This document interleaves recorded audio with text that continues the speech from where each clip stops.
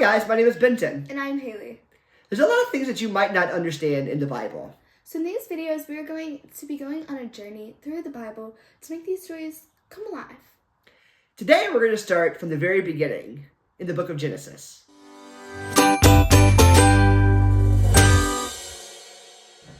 So Hayley, what do you know about Genesis?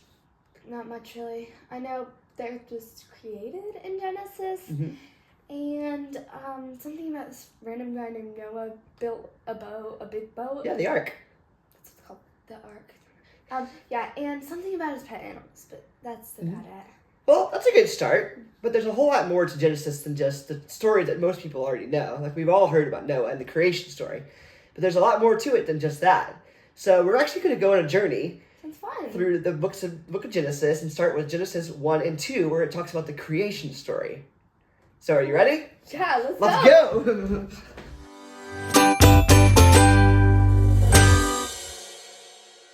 All right, Hayley. Hi. We're out here in nature. Yep. Learning about the creation story.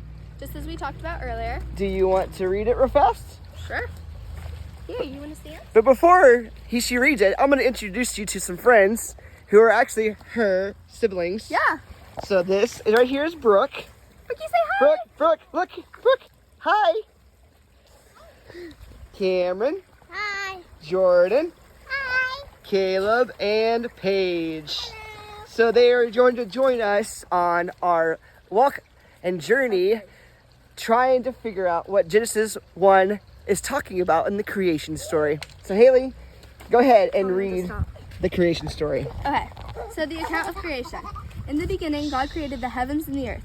The earth was formless and empty, and darkness covered the deep waters. And the Spirit of God was hovering over the surface of the waters. Then God said, "Let there be light," and there was light. And God said that light was good. Then he separated the light from the darkness. God called the light day, and the darkness night. And evening passed, and morning came, marking the first day. Then God said, "Let there be a space between the waters to separate the waters of the heavens from the waters of the earth." And that is what happened. God made this space to separate the waters of the earth from the waters of the heavens. God called the space sky. And evening passed and morning came, marking the second day.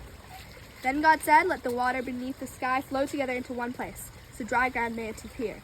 And that is what happened. God called the dry ground land and the waters seas. And God said that it was good. Then God said, "Let the land sprout with vegetation, every sort of seed-bearing plant and trees that grow seed-bearing fruit. These seeds will then produce the kind of plants and trees from which they came." And that is what happens. The land produced vegetation, all sorts of seed-bearing plants and trees with seed-bearing fruit. Their seeds produced plants and trees of the same kind. And God saw that it was good. And evening passed and morning came, marking the third day. And God said, "Let lights appear in the sky to separate the day from the night. Then let them be signs to mark the seasons, days, and years. Let these lights in the sky shine down on the earth." And that is what happens. God made two great lights, the larger one to govern the day and the smaller one to govern the night. He also made the stars. God set the... Let the earth produce every sort of animal of each producing the offspring of the same kind. Livestock, small animals that scurry along the ground, and wild animals. And that is what happened. God made all sorts of wild animals, livestock, and small animals, each able to produce offspring of the same kind. And God saw that it was good. Then God said, "Let us make human beings in our image to be like us. They will reign over the fish in the seas, the birds in the sky, the livestock, all the wild animals on the earth, and the small animals that scurry around the ground." Cool. So what is this story telling us, hey? why don't you ask my brother? So, Caleb, look around you real fast. What do you see? Boys throwing rocks at the creek. Okay, yeah. See, we see a little boy throwing rock at the creek. But what do we see around us? What nature's things do we see? You see water. Fish. You see fish. A dead fish. You see leaves and green. What kind of tree do you think this is right here? Maple. A maple. But did God create all of this, Caleb? Yeah. Yeah, we see that from that story that we just read, Hayley just read, that God created everything around us that you see. You know, even these stones that your dad put down to block the creek to make your swimming hole. Yeah.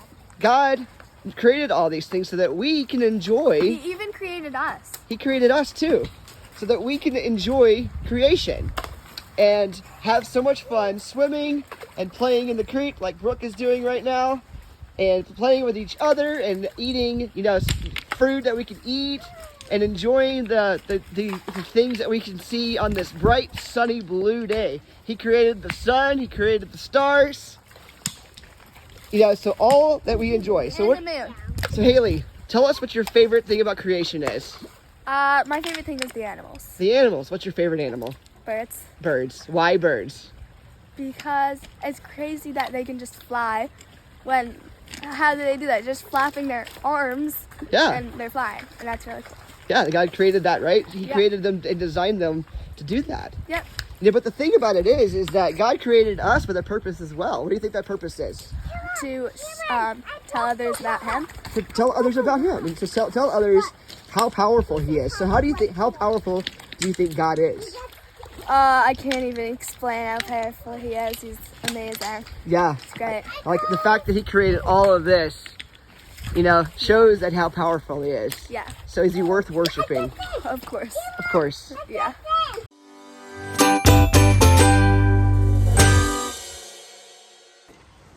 So Hayley, what'd you learn on today's journey through the creation story? I learned that he's so powerful that if he could create all of this just by speaking, then that's powerful. It's Yeah. amazing. Yeah, for sure. So what does that mean for us today? Like, what can we apply in our lives today from by learning this lesson? Well, he can take care of our problems. I mean, if he created all of this, then he can definitely take care of our problems in a supernatural way. For sure.